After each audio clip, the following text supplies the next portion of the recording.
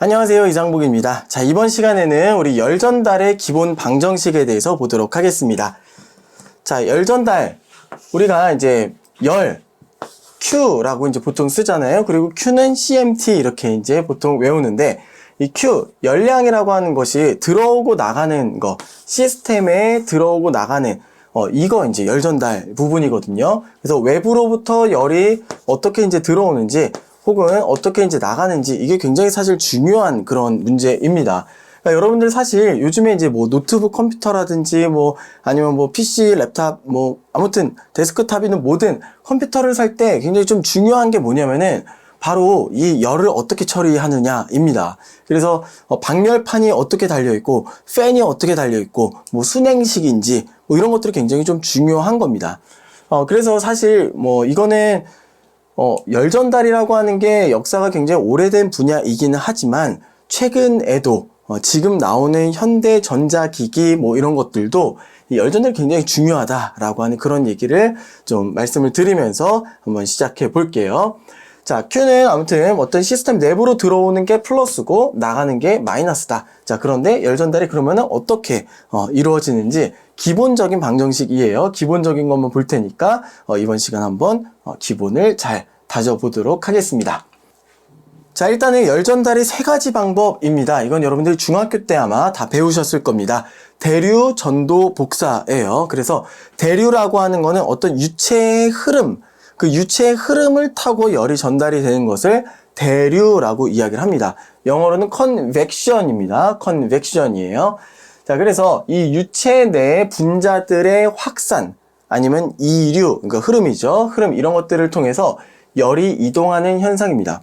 이거는 물질이 직접 이동을 하는 거예요. 어떤 기체나 액체 이런 것들이 그 따뜻해진 어떤 액체나 기체가 직접 이동을 하는 거죠. 그래서 차가운 쪽으로 가면서 뭐 차가운 데로 열을 뭐 확산을 시킨다든지 그런 식으로 하는 게 바로 대류의 열 전달 방법이 되겠습니다. 자, 그 다음에 이제 전도는 컨덕션입니다. 전도는 컨덕션인데 이거는 물체 내부에서 어떤 물질 내부에서 열이 이동을 하는 겁니다. 이거는 물질 자체가 직접 이동을 하는 건 아니에요. 물질은 가만히 있고 그 물질 내부를 통해서 물질을 통과를 하면서 열이 이렇게 가는 겁니다. 전달이 되는 거예요. 자, 원자나 분자 혹은 결정의 진동에 의해서 전달이 됩니다. 그리고 이제 전자의 상호 이동에 의해서도 발생이 됩니다. 자, 그 다음에 이제 복사, 레디에이션입니다. 이거는 전자기파, 한마디로 빛이죠, 빛. 전자기파, 빛의 형태로 열이 이동하는 현상입니다. 이거는 매개 물질이 필요가 없습니다. 전도는 보통 이제 고체 물체를 이제 통과를 하는 거고, 대류는 유체, 그러니까 액체라든지 기체, 이런 거를 통해서 얘네들이 이제 물질이 딱, 그 열을 가지고 다니는 거죠. 얘는 그 물질을 통해서 가는 거고. 근데 이거는 매개 물질이 없다. 물질이 없는 진공에서도 이거는 전자기파의 형태로 열이 전달이 된다. 한마디로 에너지가 전달이 된다라고 하는 거죠. 그래서 복사, 레디에이션까지 대류, 전도, 복사 이렇게 이제 보도록 하겠습니다. 자, 여러분 중학교 때 이제 배우셨던 거를 한번 떠올려 보시면은 여러분들이 뭐 이제 그 과학 시험이나 이런 것들을 보시게 되면 1, 2, 3, 4, 5 해가지고 그쵸? 다음 중 뭐 대류 현상과 관련된 거는 무엇인가? 뭐 이런 식으로 문제를 푸셨을 거예요. 그래서 뭐 1번 물이 뭐 이렇게 끓는다. 이건 대류 뭐 이런 거고 뭐 아니면은 난로가 이렇게 있는데 난로 따뜻하게 쫙 쬐고 있었는데 앞에 친구가 딱 가렸다. 그랬더니 추워졌다. 그럼 뭐예요? 복사로 내가 이렇게 그 전기 히터 혹은 난로 이런 것도 복사 열 전달을 받고 있었는데 그런데 앞에 친구가 가리니까 이 빛이 차단이 돼서 이 전자기파 복사열이 차단이 돼서 내가 그때부터 이제 추운 거죠. 그럼 이제 복사 이렇게 해당이 되는 거고요. 또 뭐 태양열, 태양빛이 지구까지 도달해요. 태양하고 지구하고 그 사이는 거의 진공이죠. 그렇죠? 거의 진공이기 때문에 태양빛이 지구까지 도달한다? 복사열 전달인 거고요. 그리고 태양열을 이용해서 딱 어떻게 해가지고 물을 끓였어요. 물을 데폈어요. 뭐 거울 여러 개를 이용해가지고 딱 해서 이제 물을 데핀다라고 했을 때 거울은 뭐예요? 태양빛을 반사시키는 거죠. 전자기파니까 이제 반사가 되는 겁니다. 거울 같은 걸로 반사가 돼가지고 어떤 물을 데핀다라고 했을 때 거기까지 이제 복사고, 물 내부에서는 대류고, 그쵸? 물 내부에서는 대류예요. 자, 그리고 이제 물이 아무튼 끓고 있는데, 물이 보글보글 끓고 있는데, 내가 이걸 만졌더니, 여기 손잡이를 만졌더니 뜨거웠다. 그건 뭐예요? 여기가 이제 뜨거우니까 뜨거운 게 이 고체 물질에 딱 전달이 돼가지고 내 손이 뜨거운 거죠. 이건 뭐예요? 전도. 뭐 이런 식으로 이제 되는 겁니다. 뭐 이제 숟가락을 담가놨더니 숟가락 끝이 뭐 뜨거워졌다. 이런 거 전도. 이렇게 되는 거죠. 그래서 이제 뭐 대류전도 복사 그 종류를 구분하는 거는 여러분들 아마 다 하실 수가 있을 것 같고요. 그거를 조금 더 자세하게 공식으로는 어떻게 풀어나가는지에 대해서 한번 보도록 하겠습니다. 자, 먼저 대류, 컨벡션입니다. 아까 이제 설명드렸었던 내용 다시 한 번 더 나오는 거고요. 여러분들 기억하실 게 이건 반드시 물질이 직접 이동을 한다. 물질의 이동을 수반을 한다라고 하는 뭐 그런 게 되겠습니다. 뭐 그래서 이제 뭐 낮에는 해풍, 밤에는 유풍 이런 것들도요. 온도 차이에 의해서 바람이 발생하게 되는 거 이런 것들 이제 일종의 뭐 대류 현상이다라고 이제 봐주시면 되겠죠. 일반적으로 유체가 온도가 높으면은 밀도가 낮아지게 됩니다. 한마디로 좀 가벼워진다는 얘기예요. 온도가 높으면 가벼워지기 때문에 뜨거워진 거는 상승하려고 하는 그런 경향이 강하고요. 그리고 차가워진 거는 하강하려는 그런 경향이 강합니다. 그래서 이것도 여러분들이 잘 기억을 해 두셔야 될 것 같고요. 자, 기본적으로 대류의 방정식은 이렇게 씁니다. 자, 이렇게 써요.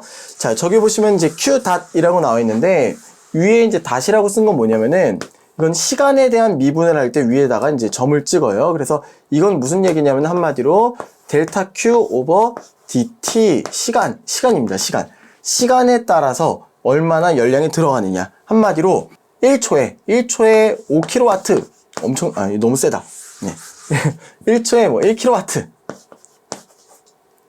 1초에 1kJ이죠. 1초에 1kJ 그래서 1kW 뭐 이런 식으로 얘기를 하는 거예요. 그럼 이거는 어떻게 써줄 수가 있냐면은 1초라고 하는 그 시간에 1kJ이라고 하는 에너지 양, 그 열량이 이제 뭐 들어간다, 나간다 이렇게 이제 봐주시는 거예요. 그래서 Q 닷 보통 이렇게 씁니다. 자, 이 Q 닷은 H 있죠? H는 이건 이제 어떤 계수, 상수입니다.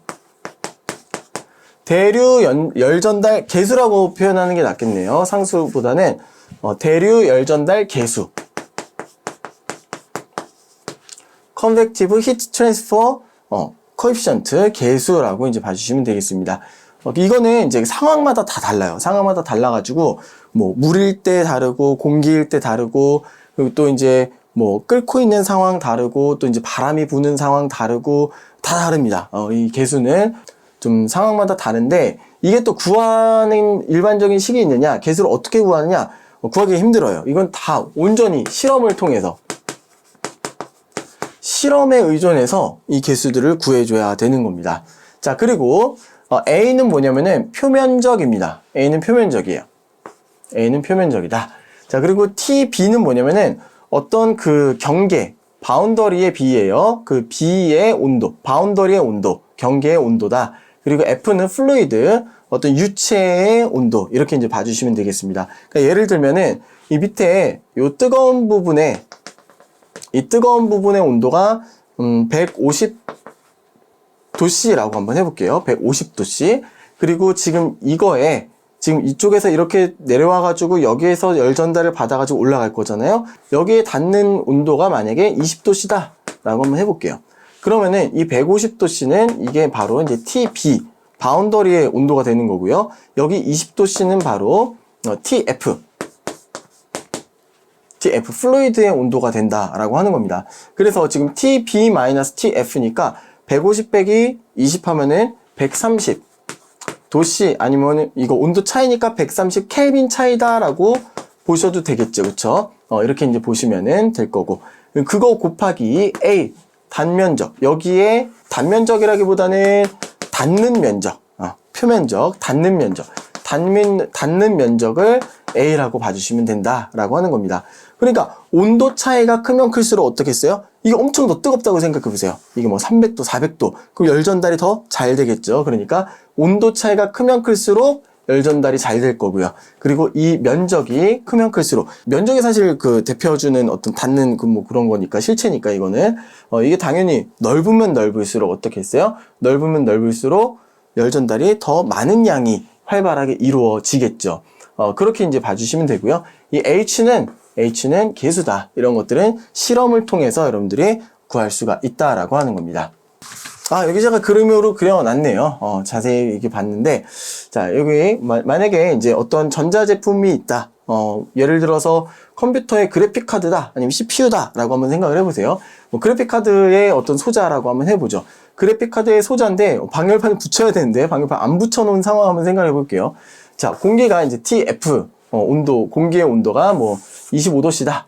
그리고 이제 여기의 온도가 뭐 80도씨다. 라고 했을 때, 이게 쭉 해가지고 열을 식혀준단 말이에요. 그랬을 때 이제 열 전달 개수가 있는데, 아무튼 H 곱하기, 여기 A 곱하기 T 바운더리 빼기 TF 이렇게 해가지고 열이 이제 빠져나가는 그런 상황이 될 겁니다. 그런데 이렇게 한번 생각을 해보세요. 이 자체가 만약에 300W짜리다. 네, 그래픽카드 완전 좋은 거여가지고 이게 지금 300W의 그 에너지를 소비를 하고 있다. 300W짜리다. 그런데 이게 식혀주는 이게 만약에 200W 뿐이 안 된다. 이걸 딱 계산을 해봤더니 이게 200W 뿐이 안 된다. 그럼 어떻게 되겠어요? 이거의 온도가 점점 올라갈 겁니다. 네. 이거 온도가 점점 올라갈 거예요. 그러면 안 된다라고 하는 겁니다. 물론 이제 이게 온도가 점점 올라가면서 뭐예요? 이 온도가 올라갈 거기 때문에 열량이 이제 200W에서 300W로 늘어날 겁니다. 열 전달량이. 300W에 도달을 하게 되면 이거하고 이거가 같아지죠. 그래서 발열량 300W하고 방열량, 방출되는 열량 300W하고 같아지게 되면은 그때 돼서야 온도가 멈출 겁니다. 그렇죠? 예를 들어서 80도씨일 때 계산을 해봤더니 200W였다. 근데 이 정도로 올라가려면은 뭐 120도다. 그러면은 이 소자는 120도까지 올라간다는 얘기예요. 무슨 얘기인지 아시겠죠? 그렇기 때문에 이런 게 굉장히 좀 중요한 문제입니다. 그래서 이거를 어떻게 하면 그러면 효과적으로 잘 늘릴 수가 있느냐? 뭐예요? A를 늘리는 수밖에 없습니다. 사실 여기서. 그쵸? 어떤 이 개수 자체를 늘리게 된다라고 하는 거는 소재를 조금 바꿔야 된다라는 그런 의미가 되겠고요. 소재는 그대로다. 그러면은 바꿀 게 사실 이 표면적 A밖에 없는 거죠. 그래서 열 전달을 잘 되게 하고 싶다. A를 늘리면 되는 거고, 열 전달이 안 되게 하고 싶다. 보온을 하고 싶다. 그러면은 A를 줄이면 되는 겁니다. 되셨죠? 넘어갈게요. 자, 그래서 이제 대류 열 전달 개수들을 보면은 자유대류하고 강제대류가 있습니다. 자유대류는 free convection이라고 보통 얘기를 하고요. 그리고 강제대류는 forced convection이라고 얘기를 합니다. 자, 자유대류는 뭐냐면은 그냥 말 그대로 가만 놔둔 거예요. 예를 들어서 제 손바닥 위에도, 제 손바닥은 36.5도씨고 그 위에 공기는 20도씨이기 때문에 36.5도씨에 의해서 가열이 되겠죠. 가열이 되면서 이게 이제 상승을 하겠죠. 이렇게 퍼져 나갈 겁니다. 그러면은 제 손에서 빼앗기는 열량이 있겠죠. 그렇죠? 그걸 이제 계산을 한다 그랬을 때 가만 놔뒀기 때문에 이거는 자연대류인 겁니다. 그러니까 자유대류, free convection이 되는 거예요. 자, 근데 forced convection은 뭐냐면은 하고 불어주는 거예요. 바람을 불어준다든지 선풍기로 이렇게 해준다든지 뭔가 흐름이 강제적으로 있는 겁니다. 흐름이 강제적으로 있는 거. 그러면 이제 강제대류라고 하는 겁니다. 그래서 자유대류하고 강제대류하고 보시면은 열전달 개수 차이가 좀 있죠. 똑같이 공기가스 수증기 이런 것들인데 자유하고 강제하고 보시면은 forced가 훨씬 더 높죠. 그쵸? 0.5에서 얘는 10이고, 그쵸? 뭐, 최대치는 비슷한데, 최소치가 얘는 0.5고, 여기는 10이고, 그쵸? 20배 정도 차이가 난다. 이렇게 보시면 되나요? 그쵸? 그 정도가 이제 되는 거죠. 그래서, 자유대류보다는 강제대류가 훨씬 더 열전달이 잘 된다. 그러니까 팬을 달아주는 거예요. 그러니까 그래픽카드니 CPU니 이런 데다가 팬을 달아주는 겁니다. 되셨나요? 자, 그 다음에, 보시면은, 뭐 액체 금속 이런 건 좀 크죠. 액체 금속 같은 경우는 굉장히 열 전달 개수가 큽니다. 일반적인 물이나 일반적인 액체보다 액체 금속이 훨씬 더 열 전달 개수가 크다. 이런 거 어디서 많이 사용이 될까요? 이런 거는 보통 이제 제철소 뭐 이런 데서 이제 거기는 쇳물을 녹이는 거잖아요. 그쵸? 철이 녹아있는 액체 상태의 그 금속을 다루는 겁니다. 그쪽에서는 이 열 전달 개수가 굉장히 중요하죠. 이게 그래야 그 뭐라 그러죠? 이거 녹아있는 용광로라고 하나요? 그 용광로에 그게 온도가 유지가 되겠죠. 그쵸? 유지가 되는 뭐 그런 걸 계산을 한다든지 뭐 그런 걸 계산할 때 굉장히 중요한 그런 개수가 되겠죠. 됐나요? 자, 그리고 이제 공기의 경우는 이런 공식도 있습니다. 공기의 경우 이런 공식도 있는데 이거는 뭐 정확하다라고 보기는 조금 어려운데 그래도 좀 예측을 할 때 속도에 따라서 이렇게 보는 것보다는 그쵸? 공기가스 수증기 어디서 강제대류 이렇게 보는 것보다는 10에서 1000이에요. 너무 오차의 범위가 넓잖아요. 그쵸? 그럼 그 중에서 뭘 사용해야 돼요? 700 사용해야 돼요? 300 사용해야 돼요? 뭐예요? 그쵸? 어렵죠. 그러니까 그렇게 안 하고 이제 이걸로 요 공식에다가 넣는 겁니다. 그래서 지금 이거 보시면 10.45 빼기 V 더하기 10 루트 V 이렇게 지금 써 있는데 여기에 V 이런 거 보통 이제 empirical equation 한마디로 실험식, 경험식 뭐 이런 거라고 얘기를 합니다. 보면 차원이 안 맞아요. 그렇죠? 이거는 미터 퍼 세크고 이건 미터 퍼 세크 루트 C였어요. 차원이 안 맞아요. 이런 거는 보통 그냥 숫자를 넣어서 그냥 계산을 한다라고 하는 겁니다. 그래서 이거 숫자 넣으실 때는 반드시 주어진 단위로 넣으셔야 됩니다. 미터 퍼 세크로 넣으셔야지 이 V에다가 킬로미터 퍼 아워를 넣으시거나 아니면은 뭐 피트 퍼 세크를 넣으시거나 이러면은 안 맞아요. 전혀 안 맞습니다. 그래서 이런 그 empirical equation이 나왔을 때 이런 경험식이 나왔을 때는 반드시 여기 명시되어 있는 주어진 단위로 여러분들이 대입을 하셔야 된다라고 하는 겁니다. 그러니까 예를 들어서 제가 시험 문제에다가 이렇게 해놓고 만약에 공기가 시속 30km로 불고 있는 상황이다 라고 했을 땐 여러분들이 이거 환산을 하셔가지고 미터 퍼 세크로 고쳐서 이 식에다가 넣으셔야 그래야 올바른 열 전달 계수가 나온다라고 하는 겁니다. 그리고 여기 HC 이렇게 해가지고 이제 또 HC의 숫자가 나올 거 아니에요. 이 숫자는 뭐다? 그쵸? 와트 퍼 미터 제곱 켈빈이다. 와트 퍼 미터 제곱 켈빈이다. 이렇게 이제 봐주시면은 되겠습니다. 넘어갈게요. 자, 가로 세로 길이가 1m인 정사각형 모양의 벽면인데요. 벽면이 이렇게 이제 벽면이 가로 세로 1m짜리 벽면이 있대요. 자, 벽면에 바람을 불어서 식히고 있대요. 그런데 이제 벽면의 온도는 50도씨래요. 이 벽의 온도가 50도씨. 굉장히 열을 많이 받았나 봐요. 자, 그리고 바람의 온도는 20도씨라고 합니다. 온도 차이가 몇 도예요? 30도씨죠. 그쵸? 30도씨입니다. 30도씨 혹은 30켈빈 차이라고 봐주시면 되겠고요. 열전달 계수 H 값이 지금 2000이랍니다. 2000 와트 퍼 미터 제곱 켈빈이에요. 자, 그러면 30켈빈 차이나요? 그리고 면적이 뭐예요? 가로 세로 1m니까 1m 제곱이에요. 그냥 계산해 주시면은 되겠죠. 그러면은 몇 킬로와트인가요? 그쵸. 60킬로와트 이렇게 나오나요? 네, 그렇게 구해 주시면은 될 것 같습니다. 다음 넘어갈게요. 자, 다음은 이제 컨덕션, 전도입니다. 전도는 아까 말씀드렸다시피 물체 내부에서, 고체 물체 내부에서 열이 이동하는 현상인데요. 꼭 고체만 일어나느냐? 그거는 아닙니다. 액체와 기체에서도 바로 이 전도 현상이 일어납니다. 일어나지만 액체나 기체는 보통 이거는 대류로 의한 대류 열 전달이 조금 더 지배적이고 활발하고 이게 조금 더 커요. 그게 훨씬 더 크고 전도는 이거에 비하면 좀 작다. 하지만 고체는 움직이지 않으니까 대류가 없잖아요. 대류가 없으니까 전도가 제일 지배적인 거죠. 그렇죠? 그렇게 이제 보시면 되겠고요. 자, 이건 이제 물질의 이동을 수반하지 않습니다. 그리고 이제 제자리에서 원자나 분자 혹은 결정의 진동에 의해서 발생을 한다라고 하는 겁니다. 자, 그런데 이제 금속이나 도체의 경우 전자의 상호 이동에 의해서도 발생을 한다라고 하는 겁니다. 그래서 지금 여기 보시면은 이런 겁니다. 이쪽은 뜨거워요. 이쪽은 뜨거우니까 어떤 원자들이 그 제자리에서 진동하거나 막 이런 것들이 활발한 거예요. 그러니까 그 옆에 것도 전달 그 에너지들이 전달이 돼가지고 이렇게 쭉 가는 건데 그게 100% 다 완전하게 전달이 되지 않고 조금씩 약해지면서 전달이 되나 봐요. 그래서 이쪽은 저온이다. 이쪽은 고온, 이쪽은 저온이다. 신기한 건 뭐냐면은 이쪽이 만약에 100도다.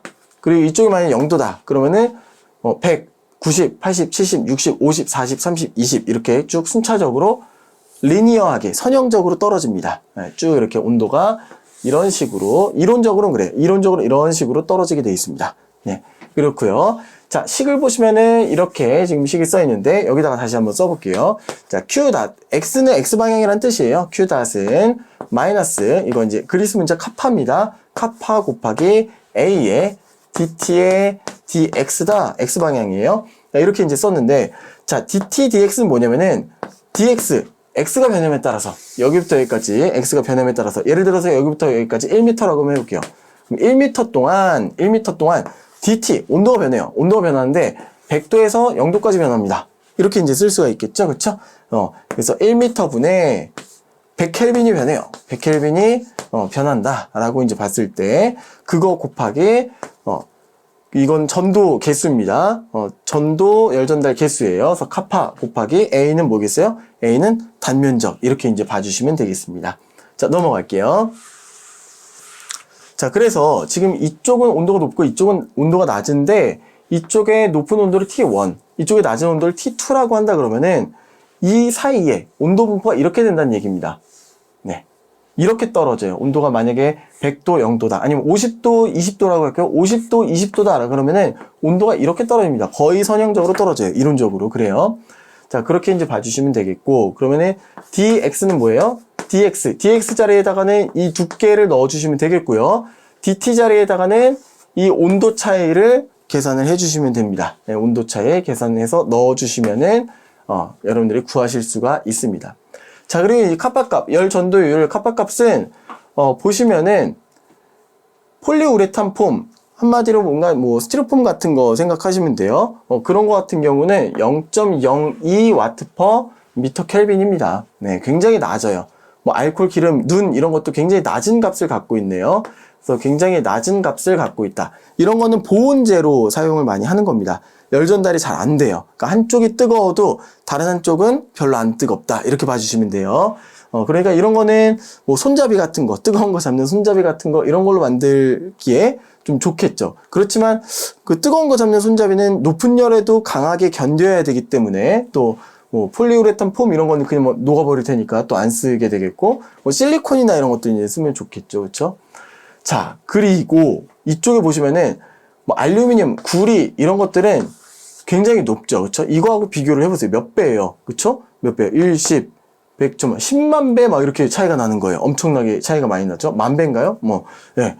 굉장히 차이가 많이 나죠. 그렇죠? 그래서 금속 같은 경우는 열 전달이 잘 된다. 그러니까 한쪽이 뜨거우면은 한쪽이 차갑더라도 이렇게 뭔가 손 대면 금방 뜨거워진다. 라고 이렇게 봐주시면 돼요. 한마디로 전도가 잘 된다. 자, 그런데 다이아몬드 보세요. 어마어마하죠. 그렇죠? 다이아몬드 보시면은 1000에서 2200에 엄청나게 금속보다도 훨씬 더 열 전달이 잘 되죠. 그렇죠? 그래서 뭐 다이아몬드가 찬 성질을 가지고 있다 이런 얘기 아마 들어보셨을 거예요. 그런데 찬 기운이라고 표현을 하죠. 근데 이 다이아몬드가 찬 기운을 갖고 있다라고 표현을 하는 이유는 뭐냐면은 이 다이아몬드가 열 전달 개수가 높기 때문입니다. 그러니까 보통 이제 착용을 하게 되면은 뭐 반지 손에 착용을 한다든지 목걸이 여기다 이제 착용을 하겠죠. 만약에 이제 목걸이를 착용을 했다. 다이아몬드가 이렇게 엄청 커요. 엄청 커요. 그래서 이제 여기 피부라고 보시고 어떤 금속이라고 보시고 다이아몬드를 착용을 했다. 그럼 이 다이아몬드는 이 전도율이 굉장히 높기 때문에 열 방출을 굉장히 많이 할 수가 있다라고 하는 겁니다. 그러니까 아무래도 체온을 보통 체온보다는 밖의 온도가 차가우니까 체온을 많이 빼앗아 가겠죠. 그쵸? 그런 역할을 하는 게 다이아몬드다. 그래서 다이아몬드는 착용을 하면 좋다, 안 좋다? 안 좋다라고 하는 겁니다. 자, 그래서 안 좋은 물질인데 다이아몬드 어디다 쓰면 좋겠어요? 그쵸? CPU나 그래픽카드나 이런 데다가 다이아몬드를 딱 박아 놓으면은 굉장히 열 전달이 잘 되겠죠. 그쵸? 그런 데 쓰면 굉장히 좋은 물질인데 안타깝게도 예쁘게 생겨가지고 좀 또 희소 가치도 있고 막 그래가지고 이게 너무 비싸요. 비싸서 이제 컴퓨터에다가 못 박아 놓는 거죠.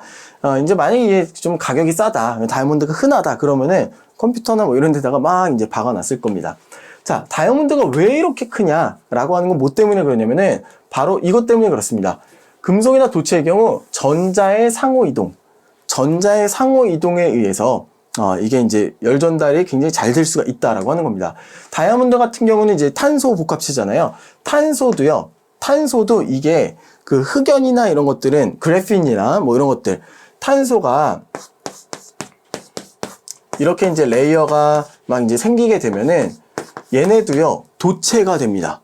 전자들이 막 이제 흘러가요. 그래서 아마 여러분들 고등학교 때 과학 시간에 배우셨을런지도 모르겠는데 뭐 그래핀이라든지 탄소 나노튜브 뭐 이런 것들, 탄소로 이렇게 이루어진 그런 것들은 전자가 활발하게 이동을 할 수가 있습니다. 네, 전자가 활발하게 이동을 하면서 그러면서 열 전달이 잘 된다라고 하는 겁니다. 다이아몬드도 이런 식으로 탄소 복합체이기 때문에 이게 열 전달이 굉장히 잘 된다.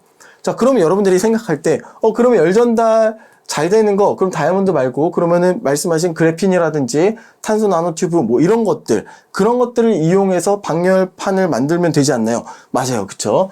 그런 것들을 이용해서 이제 방열판을 만들면 되는데, 안타깝게도, 그래핀 같은 경우는 열에 취약합니다. 그러니까 온도가 조금만 높으면 얘가 이제 녹아버리기 때문에, 그 형태가 이제 변하기 때문에, 그렇기 때문에 좀 부족하죠. 다이아몬드는 높은 열에도 견디고, 그쵸? 굉장히 좋죠? 그래서 이런 특성들이 있다라고 하는 거 참고로 알아두시면 나중에 언젠가, 좋게 쓰일 일이 있을 거라고 봅니다. 넘어갈게요. 자, 열전도율이 70W/m·K인 철로 된 직사각형 모양의 판벽이 있습니다. 아까 보니까, 알루미늄 구리는 200, 400 막 이런데, 철은 이제 70 정도밖에 안 되나 봐요. 자, 직사각형 모양의 판의 벽이 있습니다. 벽의 두께가 50mm, 5cm네요. 네, 50mm이고요. 이런 벽이 이렇게 있다. 그리고 길이와 너비는 1m, 1m다. 1m, 1m짜리, 그냥 1m 제곱짜리의 너비를 갖고 있네요. 자, 한쪽 면의 온도가 지금 이쪽이 150도씨이고요. 다른 면의 온도는 80도씨로 지금 유지가 되고 있다라고 하는 거예요. 그러면은 이쪽은 150도, 이쪽은 80도. 딱 중간은 그러면은 이거하고 중간인 몇 도예요? 70도 차이니까 35도 하면 115도? 딱 중간은 115도 이렇게 되겠네요. 그쵸? 그런 식이에요. 자, 이 벽을 통해서 이동하는 열은 몇 킬로와트인지 구하시오. 자, 일단 온도 차이가 70도씨 차이는 70켈빈 차이. 그쵸? 그거 곱하기 단면적 1m 제곱 곱하기 자, dx가 0.05m인 거죠. 0.05m이고 그리고 dt가 70켈빈 여기다 쓸게요. 70켈빈 이렇게 이제 써주시면 되겠습니다. 자, 그 다음에 바로 열전도율 카파를 여기다 쓰셔야 되는 거죠. 70W/m·K 여기다 이렇게 이제 써주셔야 되겠네요. 그러면은 이거는 20인가요? 네. 0.05 하면은 이런 게 잘 안 돼. 얘는 100이고 점 2개. 그쵸? 이건 20이에요. 그래서 20 이렇게 올라와 주시면 되고 03개에서 킬로 해주시면 되고 77에 49에다가 2 해주시면은 98kW 이렇게 되나요? 그렇죠? 이런 식으로 구해주시면 된다라고 하는 그런 얘기가 되겠습니다. 되셨죠? 자, 넘어갈게요. 네, 맞네요. 그렇죠? 자, 넘어가도록 하겠습니다. 자, 그 다음 이제 복사열 전달입니다. 복사는, 저는 이걸 대학원 때 복사열 전달이라고 하는 그 과목을 한 학기 동안 공부를 했는데, 그래 잘 모르겠어요. 그래 잘 모르겠는데, 굉장히 또 뭐, Radiative Heat Transfer라고 해서 굉장히 두꺼운 책이 또 있습니다. 그러니까 사실 이거 대류전도 복사는요, 그 하나만 가지고선도 굉장히, 공부를 많이 해야만 하는 그런 과목이에요. 자, 그런데, 우리가 심플하게 볼 때는, 간단하게 볼 때는 그냥 이렇게 기본적인 공식만 본다라고 하는 겁니다. 공식이 이겁니다. 기본적으로 이거예요. 자, 보시면은 마이너스 입실론. 입실론은 이제 보통 에미시비티라고 해가지고 방사율이라고 보통 얘기를 합니다. 방사율, 에미시비티예요. 그리고 시그마, 이건 슈테판 볼츠만 상수입니다. 슈테판 볼츠만 상수. 그래서 이제 시그마, 5, 6, 7, 8 이렇게 보통 외우는데 아무튼 뭐 이렇게 있고요. 곱하기 단면적 곱하기 t의 4제곱 있죠. 자, 아까는 대류든 전도든 온도가 두 개가 있었죠. 그래서 온도 차이가 크면은 많이 열 전달이 되고 온도 차이가 적으면은 열 전달이 적게 되고 이렇게 됐었죠. 그런데 이거 같은 경우는 온도가 하나입니다. 얘는 이제 다른 거하고 상호작용하는 게 아니라 얘 자체가 그냥 뿜어내는 거기 때문에 이 자체의 온도, 이 뜨거운 거의 자체 온도, 이것도 이제 바운더리 표면 온도죠. 표면 온도의 4제곱. 근데 여기서는 섭씨 쓰면 안 되고요. 섭씨 쓰면 안 되고 여기선 반드시 켈빈을 써주셔야 됩니다. 네, 켈빈을 써주셔야 돼요. 되셨죠? 그래서 이렇게 공식이 됩니다. 넘어갈게요. 자, 슈테판 볼츠만 법칙 뭐냐면은 물체는 표면 온도의 4제곱, 표면 온도의 4제곱에 비례해서 전자기파를 방출한다 라고 하는 그런 얘기가 되겠습니다. 그래서 이제 뭐 공식으로 쓰자 그러면은 아까 이제 이렇게 썼는데 여기에서 요 A를 이쪽으로 넘겨 볼게요. A를 이쪽으로 넘겨서 이게 지금 단위 면적당 방출하는 에너지의 양이다 라고 이렇게 봤을 때 입실론의 시그마의 T의 4제곱, 표면 온도의 4제곱에 비례해서 이렇게 된다라고 하는 거예요. 그래서 이 시그마를 슈테판 볼츠만 상수라고 해서 5.67 곱하기 10의 마이너스 8제곱이에요. 그쵸? 대략적으로 5.67 곱하기 10의 마이너스 8제곱 와트 퍼 미터 제곱 켈빈 4제곱 이렇게 되겠습니다. 그래서 보통 5, 6, 7, 8 이렇게 외우는데 이 슈테판 볼츠만 상수 곱하기 T의 4제곱 하면은 바로 그 복사 열 전달이 된다라고 하는 거예요. 그런데 이제 이 MSBT라고 하는 건 뭐냐면은 이거는 이제 방사율이라고 해가지고 흑체인 경우에는 1이에요. 흑체인 경우에는 1입니다. 흑체 같은 경우는 100% 흡수하고 100% 방출한다라고 하는 어떤 그런 의미를 갖고 있습니다. 그래서 흑체의 경우는 MSBT가 1이고 사람 피부도 거의 1에 가깝습니다. 그런데 이제 다른 물질 같은 경우는 이게 이제 1이 아니죠. 예를 들면 알루미늄이나 이런 것 같은 경우는 이게 이제 1이 아닙니다. 좀 많이 달라요. 그래서 뭐 금속이라고 해서 뭐 다 뭐 1에 가깝냐 그런 것도 아닙니다. 그래서 이런 것들은 또 이제 그 값들이 물질마다 다 다른 겁니다. 자, MSBT 뭐 이렇게 이제 되어 있고요. 자, 그다음에 이제 빈의 변이 법칙이 있습니다. 빈의 변이 법칙. 빈이라고 쓸 때 이렇게 씁니다. 그래서 빈의 변이 법칙, 빈 트랜스포테이션 로우 이렇게 이제 되는 건데, 자, 빈의 변이 법칙은 뭐냐면은 높은 온도일수록, 온도가 높을수록, 절대 온도가 높을수록 짧은 파장의 에너지를 많이 방출한다 라고 하는 겁니다. 그래서 공식이 이겁니다. 람다 맥스는 T분의 A, 그리고 A는 2.898 곱하기 10의 마이너스 세제곱 미터 켈빈이라고 하는 상수입니다. 그러니까 절대 온도가 딱 있으면은 절대 온도만 알면, 어떤 표면의 절대 온도만 딱 알면, T만 알면 뭐를 알 수 있는 거예요? 가장 높은 에너지를 방출하는 그 빛의 파장도 알 수 있고요. 파장도 T분의 A로 알 수 있고, 그리고 에너지의 양도 뭐예요? 입실론의 시그마의 T의 4제곱으로 알 수 있다라고 하는 겁니다. 얘네들은 상수잖아요. 그쵸? 다 상수이기 때문에 온도만, 표면 온도만 알면은 람다, 그 파장, 빛의 파장도 알고 양도 알 수 있다라고 하는 그런 얘기가 되겠습니다. 그래서 이제 보시면은 지금 웨이블랭스, 이게 파장이죠. 파장이 있는데, 보통 이제 여기 가시광선 한 360 나노미터에서 760 나노미터까지를 보통 가시광선이라고 하는데, 표면 온도가 5500 켈빈 이렇게 되는 거는, 5500 켈빈 되는 거는 이 정도 빛의 파장을 가장 많이 방출을 하고요. 태양빛, 그럼 보통 이제 5850 켈빈 정도? 네, 태양 보통 이제 5800 켈빈 정도 잡거든요. 뭐 그렇게 해서 이제 따지게 되면은 뭐 아마 제가 계산해 놓은 게 있을 텐데, 그쵸?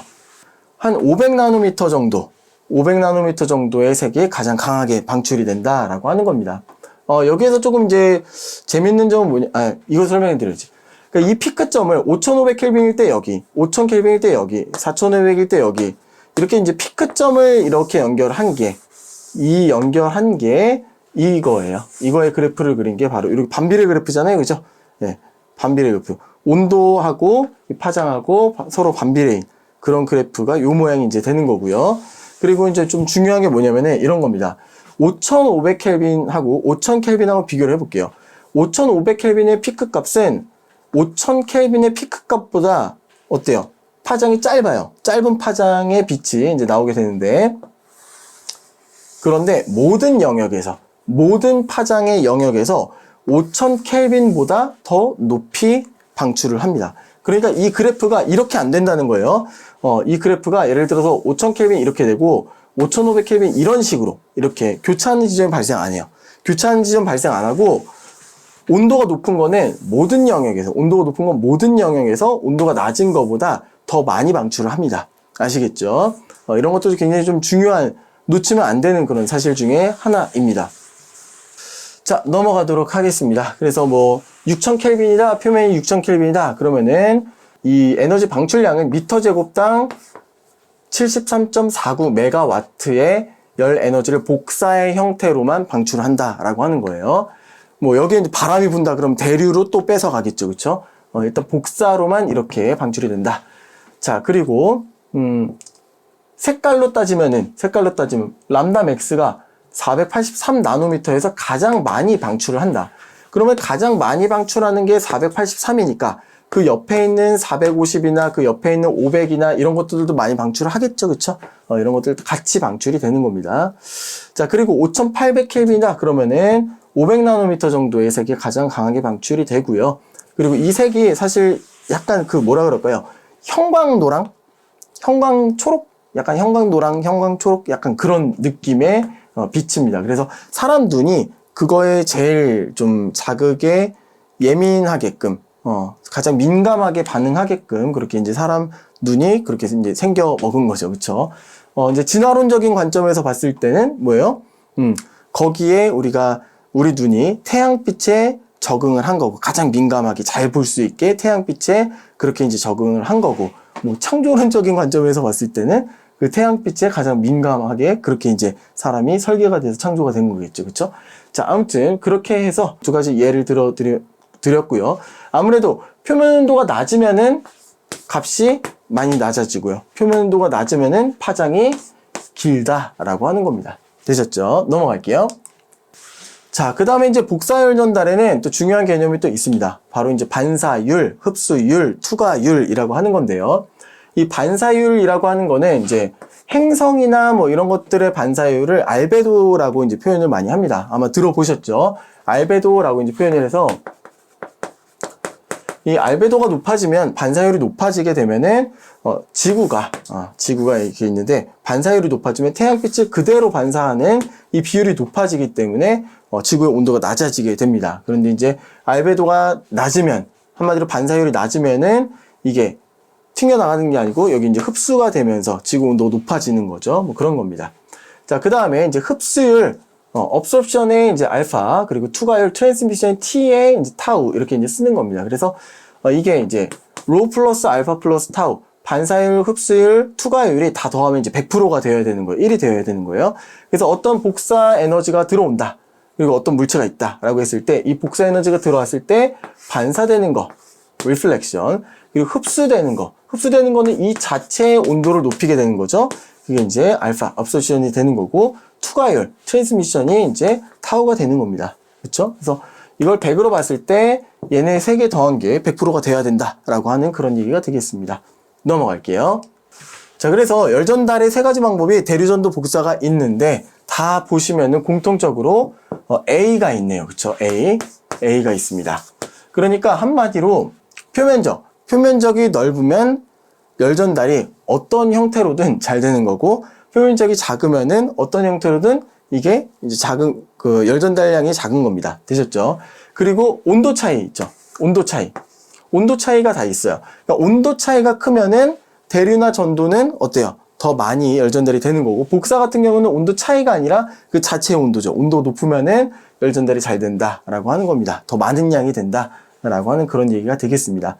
되셨죠? 그렇게 이제 정리를 하시면 되고, 이 정도 아이디어 갖고 있으면은 여러분들이 어디 가서 열 전달에 대한 어떤 개념 잡으실 때 굉장히 좋을 거다라고 생각이 듭니다. 그래서 이제 A 같은 경우, 열을 많이 전달을 해야 되는 경우, 예를 들면 레디에이터라고 보통 얘기를 하죠. 그래서 금속이 막 이렇게 이제 금속판이 여러 장이 쫙 이렇게 있어요. 레디에이터라고 하죠. A를 극대화시키려고 한 거예요. 아니면 뭔가 주름진 구조, 이런 것들 A를 높이기 위한 거예요. 그러니까 프라이팬 밑바닥을 보시면, 프라이팬이 이제 이렇게 생겼는데, 이 밑바닥을 보시면, 윗면 말고 아랫면을 보시면은, 여기에 동심원이 그려져 있습니다. 동심원이 막 이렇게 눈이 아프게 막 그려져 있어요. 괜히 그런 게 아니라, 얘가 뭐예요? 네, 이렇게 표면적을 넓혀주는 겁니다. 주름진 거죠. 주름져서 표면적을 넓혀주는 거예요. 자, 그리고 여러분 휴대전화 같은 경우 보시면은 뭐 메탈 바디 막 해가지고 뭐 알루미늄으로 이렇게 겉에가 많이 되어 있는 그런 경우가 많이 있죠. 왜 그러냐면은 휴대전화의 열들 있죠. 열들이 잘 방출되게 하려고 해가지고 알루미늄으로 바디를 만드는 거예요. 그래서 이제 뭐 아토나이징 기법으로 뭐 해가지고 이걸 이제 표면을 약간 거칠게 알루미늄인데 좀 거친 알루미늄 그렇게 해가지고 이제 방출이 되는 거죠. 보통 이제 애플 제품들을 보면은 뭐 맥이라든지 아니면 휴대전화라든지 다 알루미늄으로 돼 있어요. 표면이 거칠거칠하죠. 근데 이거를 반딱반딱하게 이렇게 만드는 경우가 있어요. 리폼을 해가지고 이거를 반딱반딱 유광으로 이렇게 막 만든 경우가 있는데 이것도 사실은 열전달적인 관점에서 볼 때는 좀 안 좋은 거예요. 물론 커버 씌우는 거 되게 안 좋은 거죠. 커버 씌우는 거 되게 안 좋은데 이걸 뭐 반딱반딱하게 만든다고 이걸 한다. 사실은 이게 알루미늄이 거칠 이렇게 되어 있는 거예요. 근데 이거를 뭐 이렇게 문지르고 뭐 연마제나 이런 걸 통해서 반딱반딱하게 한다는 거는 이거를 이렇게 매끈하게 만들어 버린다는 거예요. 그러면은 표면적이 거의 뭐 절반 정도 수준으로 줄어드는 거죠. 그럼 열전달이 절반밖에 안 된다. 뭐 그런 의미가 되겠습니다. 그래서 이런 것들은 찾아보시면 주위에 굉장히 많아요. 이런 사례들이. 그래서 여러분들이 조금 관심 갖고 찾아보시면 좋을 것 같습니다. 자, 열전달 부분 여기까지 마무리하도록 하겠습니다. 감사합니다.